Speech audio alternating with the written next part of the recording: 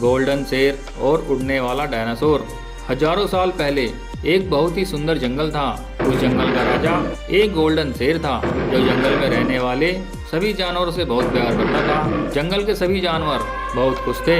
एक दिन उस जंगल में उड़ने वाला डायनासोर आता है और वह जंगल के जानवरों को उठाकर अपने साथ ले जाता है और उन्हें मारकर मजे से भोजन करता है। वह उड़ने वाला डायनासोर रोज रोज ऐसा ही करता है। उसके ऐसा करने से जंगल के सभी जानवर बहुत परेशान रहने लगे और सभी जानवर मिलकर जंगल के राजा गोल्डन शेर के पास जाते हैं और बोलते हैं, महाराज, जंगल में उड़ने वाला डायनासोर आया हुआ है जो रोज किसी न किसी जानवर को उठाकर अपने साथ लेकर चला जाता है। क्या वह उड़ने वाला डायनासोर हमारे जंगल के जानवरों को उठाकर ले जा रहा है? और यह बात तुम मुझे अब बता रहे हो? मैं उसे नहीं छोड़ूंगा। महाराज, वह उड़ने वाला डायनासोर बहुत ही ज्यादा शक्तिशाली है। वह किसी भी जानवर को लेकर आसमान में उड़ जाता है।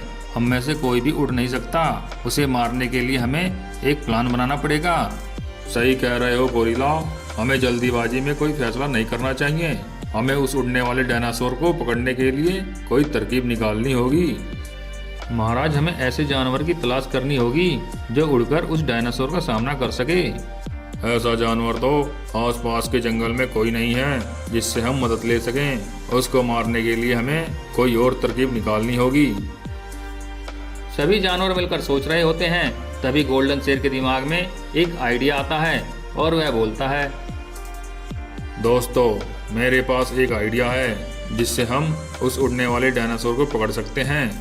अब गोल्डन शेर सभी जानवरों को अपना आइडिया बता देता है। गोल्डन शेर का आइडिया सुनने के बाद सभी जानवर गोल्डन शेर के साथ जंगल में चले जाते हैं और उड़ने वाले डायनासोर के आने का इंतजार करने लगते हैं।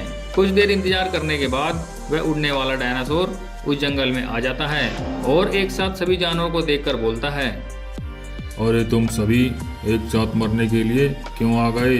मैं तुम सबको धीरे धीरे एक एक करके मारकर खाऊंगा। हा हा हा।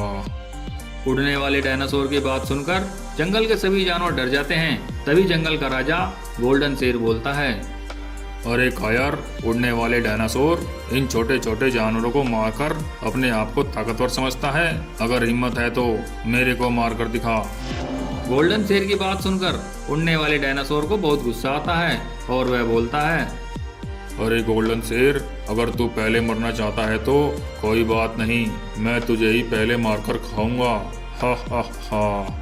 अब उड़ने वाला डायनासोर गोल्डन शेर की तरफ जैसे ही बढ़ता है तभी गोल्डन शेर वहां से भागने लगता है। उड़ने वाला डायनासोर भी गोल्डन शेर के पीछे भागने लगता है।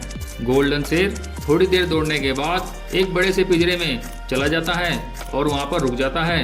गोल्डन शेर को पिंजरे में देख उड़ने वाला डायनासोर बोलता है, अरे गोल्डन शेर, अब कहाँ भाग कर जाएगा? अब तुझे कौन बचाएगा?